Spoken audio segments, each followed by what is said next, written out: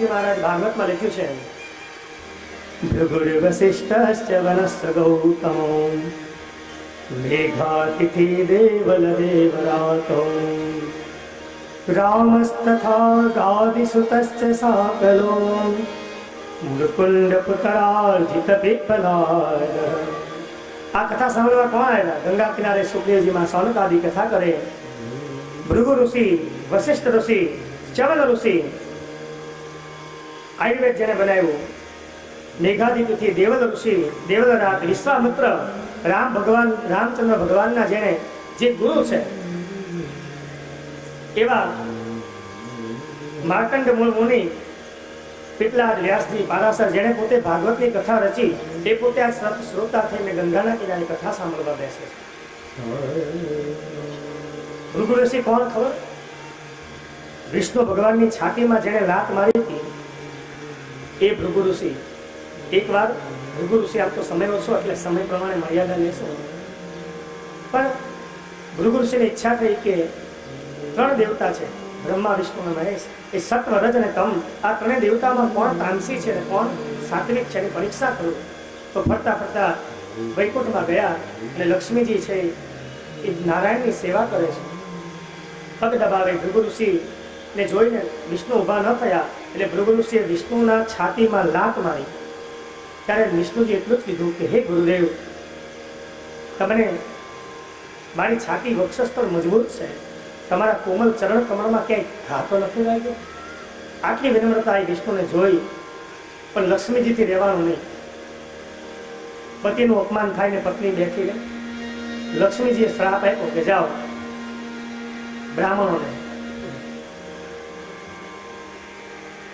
એટલે કે લક્ષ્મીજી અને બ્રાહ્મણને 36 નો આંકડો છે, लगभग એવું बने। एक बार विष्णु और नारद जी, विष्णु और लक्ष्मी के बीच में संवाद होता है।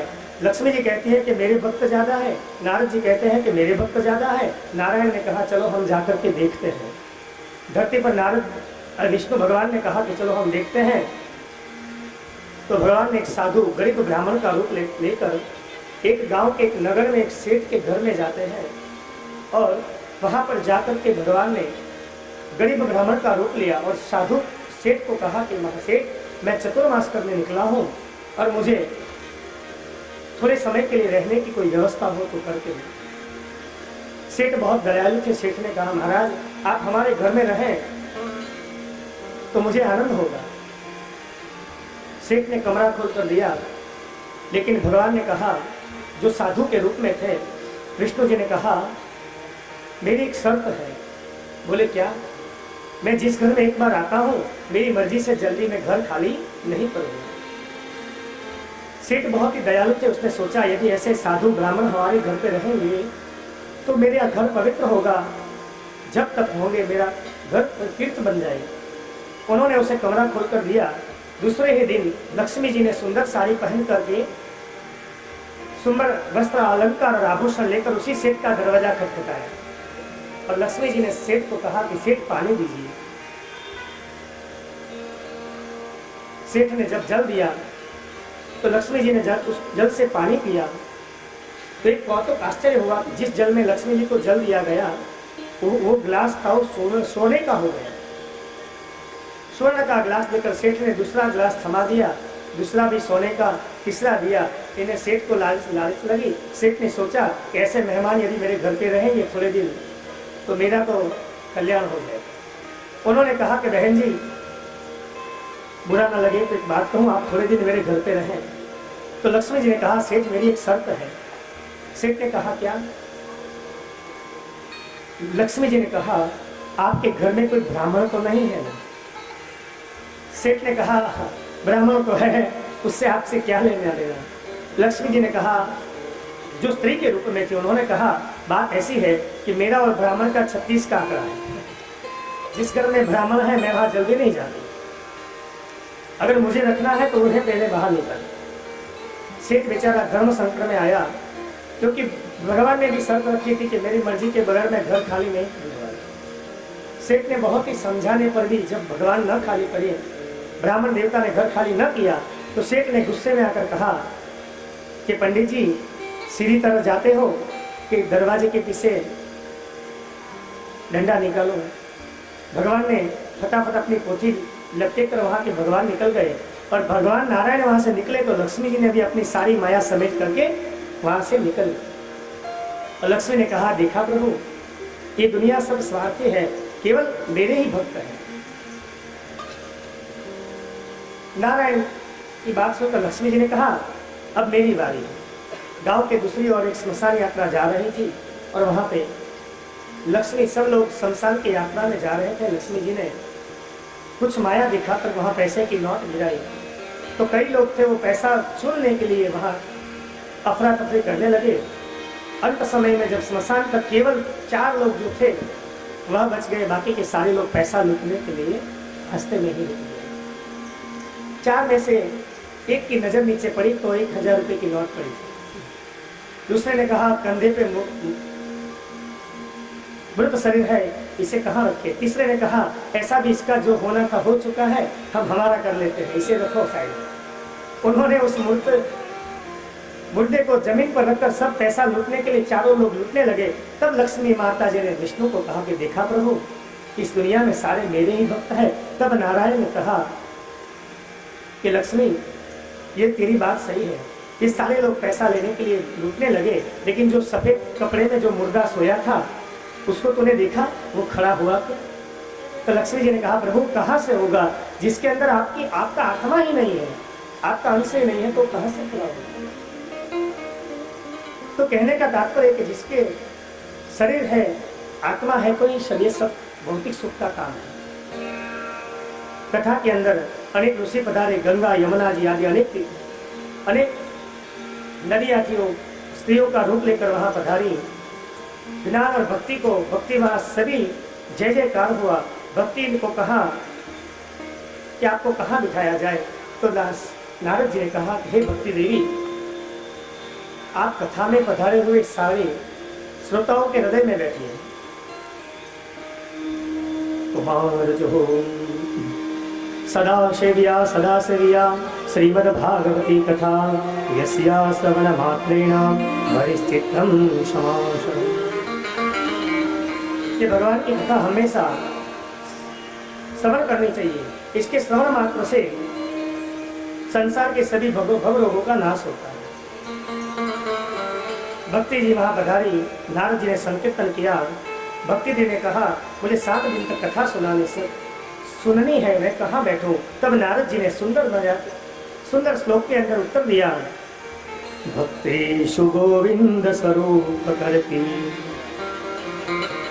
प्रेमे कधरती भवरोगहन्त्री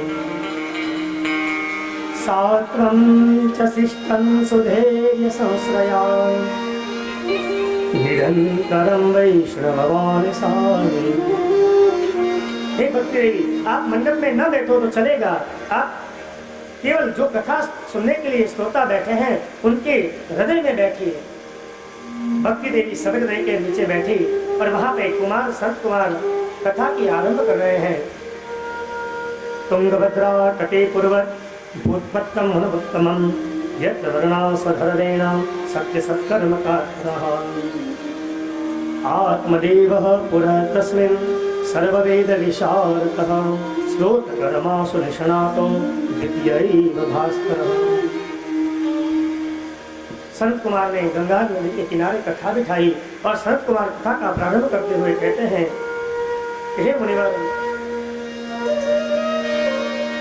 आंध्र प्रदेश के पास तुंगभद्रा नाम की नदी थी और इस नदी के किनारे एक उत्तम नगर था।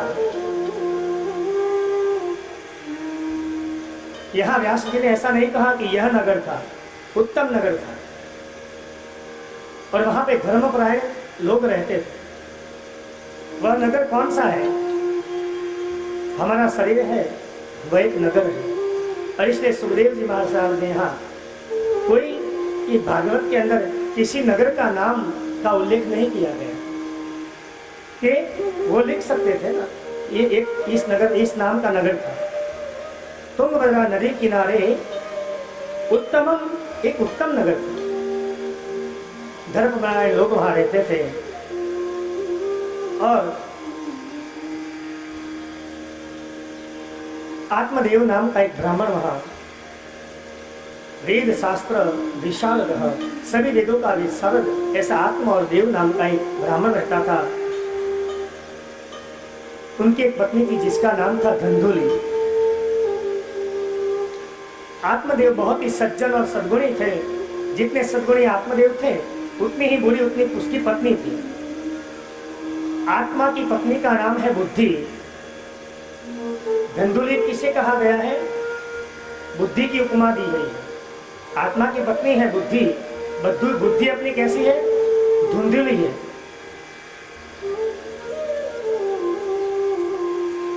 आत्मा की पत्नी नाम से बुद्धि।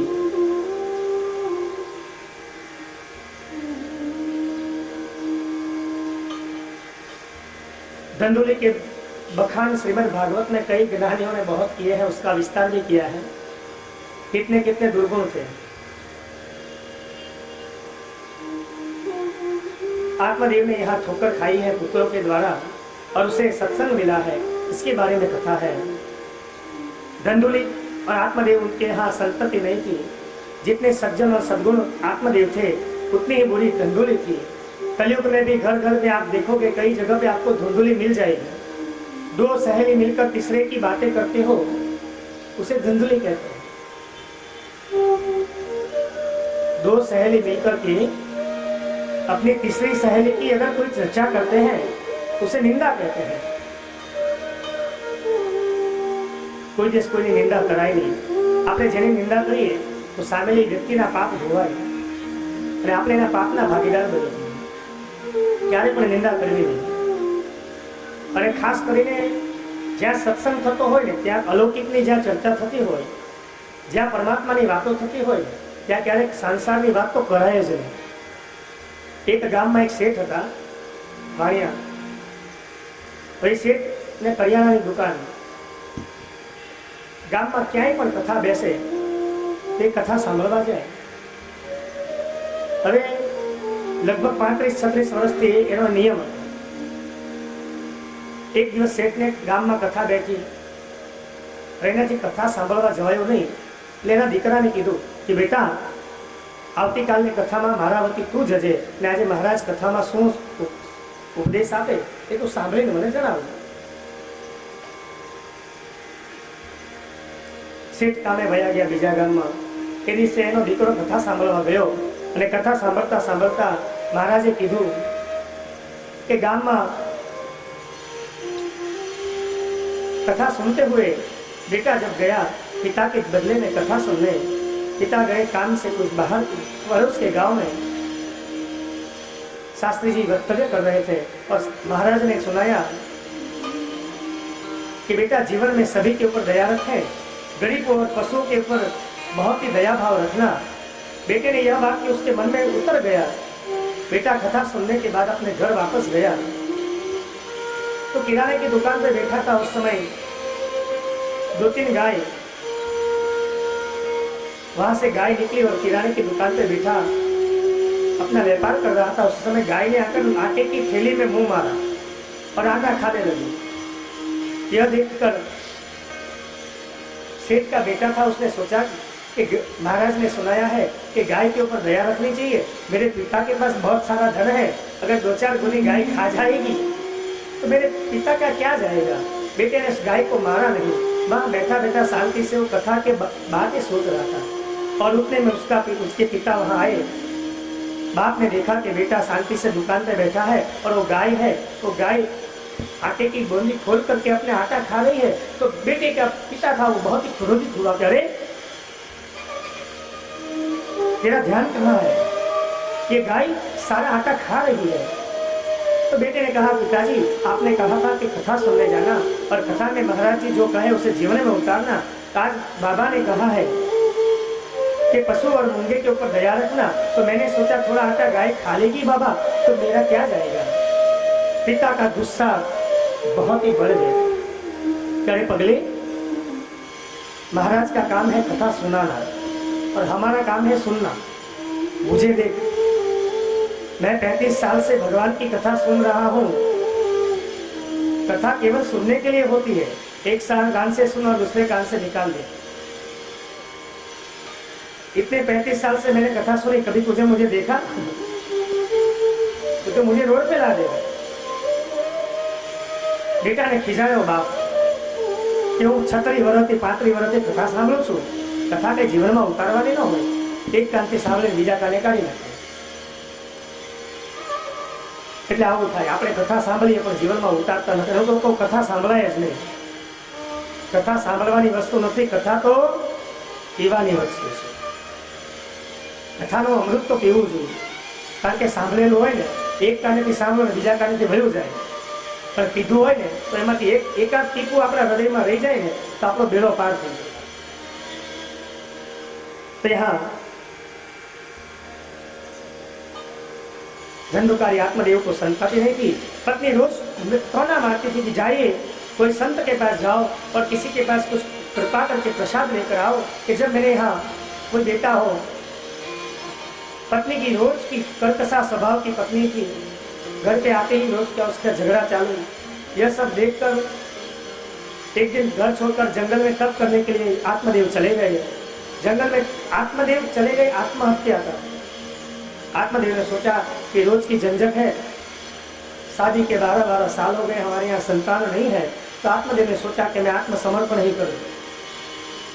चल गए जंगल में, और जंगल में एक साधु से उसका मिलाप होता है, और साधु ने कहा महाराज कहाँ जा रहे हैं, इतने चिंता तो क्यों हो। आत्मदेव ने कहा कि बाबा शादी के बहुत सालों में संतान नहीं है, पत्नी रोज मुझे मैना मार रही है, और आज सोच रहा हूँ कि मैं इस संसार से मैं सब छोड़ करके यहाँ से।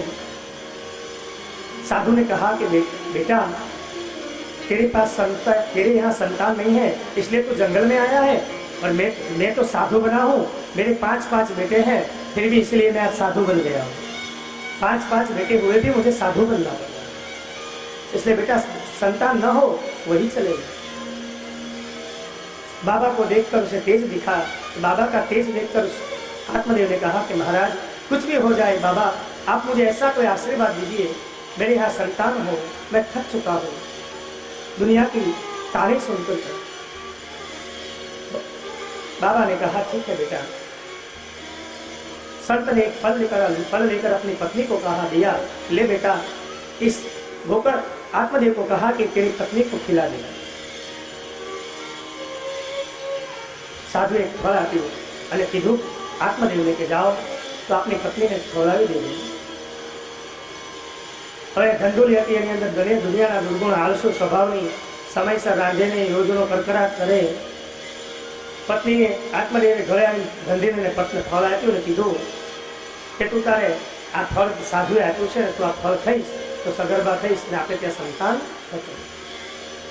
ધંધુલી પણ આળસુ વિચાર કરે કે આ ફળ ખાઈશ પછી હું ગર્ભ ધારણ કરીશ, 9 મહિના સુધી મારે કેટલાક નિયમ પાળવા પડે, એમાંય વળી સંતાન થાય, પ્રસવ થાય ને કંઈક મારો જીવ તાળે ચોંટી ગયો ને મારું અચ્યુતમ થઈ ગયું તો આવા બધા વિચાર કરી એને ફળ ખાધું ને ઘરમાં મૂકી દીધું। ધંધુલીની બહેનપણી મળી, તમે જેવા હોય ને એની પત્ની મળી જાય, તમે જેવા હોય ને એવા તમને તમારા મિત્રો પણ એવા જ મળે। ધંધુલીની એક બહેનપણી હતી, હવે એને ગર્ભ ધારણ કરવો નહોતું પણ એને ગર્ભ રહી ગયો, એને સંતાન જોઈતું નહોતું। એની મિત્રને એને વાત કરી, ત્યારે આનું શું કરવું? બેનપણીએ કીધું કે એક કામ કરો, મામે મારે સંતાન થવાનું છે, તું આ ફળ કોઈને બીજાને ખવડાવો, મારે સંતાન થશે એ સંતાન તને આપી દઈશ, હું પણ છૂટી જઈશ બાળકને મોટો કરવો ઉછેરવું આ ઝંઝટમાંથી, અને તને તારો પુત્ર મળી જશે। બેનપણીની વાત માની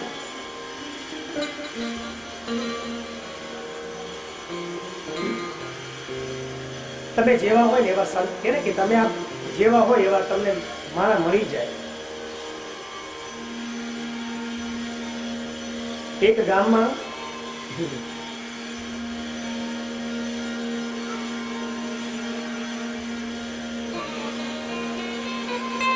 મૂળ કથા ઉપર આપણે આવીએ। પત્નીએ ધંધુલીએ ફળ ન ખાધું, એના ઘરના આંગણે ગાય હતી, ગાયને ફળ ખવડાવી દીધું, અને એની બહેનપણી પણ 9 મહિના ત્યાં દીકરો આવ્યો। એની બહેનપણીએ પોતાનો દીકરો ધંધુલીને આપી દીધો. અને ભગવાનની કૃપા એવી છે કે જે ફળ સંતે આપ્યું હતું એ ગાયે ખાધું. એ ગાયના ગર્ભમાંથી પણ એક પુત્ર ઉત્પન્ન. એનું આખું શરીર ગાય માણસ જેવું, પણ એના કાન હતા એ ગાય જેવા હતા. એટલે એનો પુત્રનું નામ પડ્યું ગોકર્ણ. ગોકર્ણ એટલે સંત છે. અને એની બેનપણીએ જે પુત્ર આપ્યો એનું નામ ધંધુલીએ પાડ્યું ધંધુકારી. આ બધા શબ્દો સમજવા જેવા છે. ધંધુકારી એટલો બધો અધોગતિ વાળો હતો કે અઠવાડિયામાં એક વાર નાય, કોઈ દિવસ સંધ્યા કરે નહીં, મરદાના હાથે ખાય. મરદાના હાથે ખાવું એટલે એવું નહીં કે એક પ્રતિકાત્મક શબ્દ છે. જે વ્યક્તિના હાથથી દાન ધર્મ ન થયું હોય, જે વ્યક્તિ ભજન કીર્તન ન કરે, જેના હાથથી સેવા નહીં થઈ હોય, એ માણસ મરદું કહેવાય, મરેલો કહેવાય. એના હાથનું અન્ન ખાવું પણ પાપ છે. પણ ધંધુકારી દુનિયાભરના દુર્ગુણ અધોગતિના છેલ્લા પગથિયે બેઠો. એક દિવસ તો એને જેમ જેમ મોટો થાય એના જીવનમાં દુર્ગુણ વધવા લાગ્યા, ખરાબ સંગતો વધવા લાગી. શાસ્ત્રમાં લખ્યું છે કે લાલિત પંચવર્ષાની, બાળકને જો ઉછેરવું હોય ને તો 5 વર્ષ સુધીનું લાલન પાલન કરો. 10 વર્ષાની તારી પ્રાપ્તે તું 16 વર્ષે પુત્ર મિત્રમ સમાચાર. તમારે ત્યાં બાળક હોય એ બાળકને 5 વર્ષ સુધી લાડ લડાવો, બાકીના 10 વર્ષ જરૂર પડે તો એને પ્રસાદી આપવી. અને 16 વર્ષનું થાય તો દીકરી હોય તો એની મા એને બહેનપણીની જેમ રાખવી જોઈએ. કે બોલ બેટા, નાનામાં નાની વાત દીકરીએ માથી છુપાવી ન જોઈએ.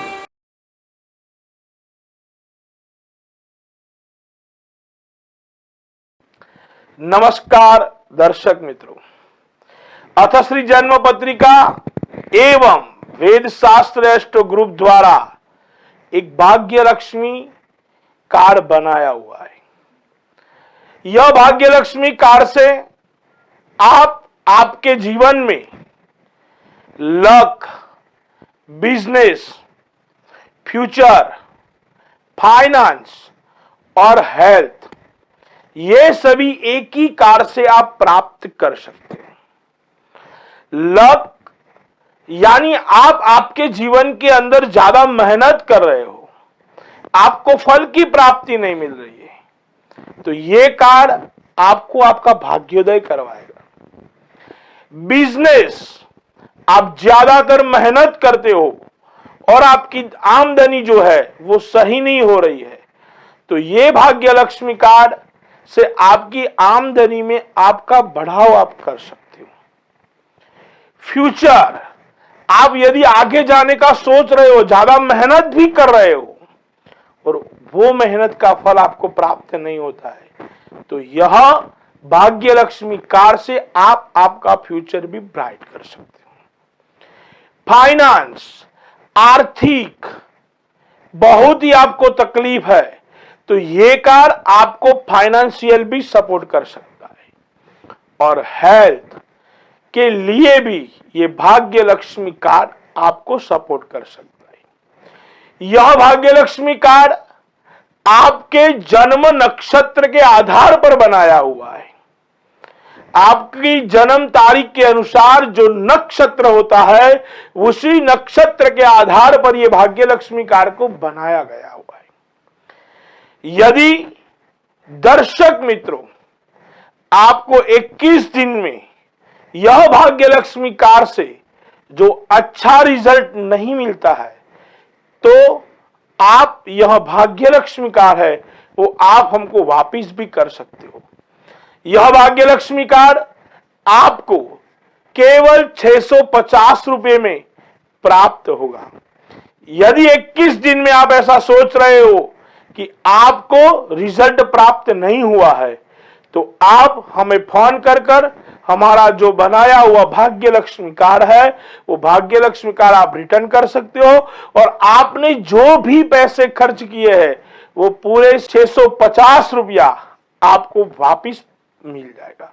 तो दर्शक मित्रों, कई दर्शक मित्रों ने आज तक ये भाग्य लक्ष्मी कार्ड अपनाया हुआ है और उन्हें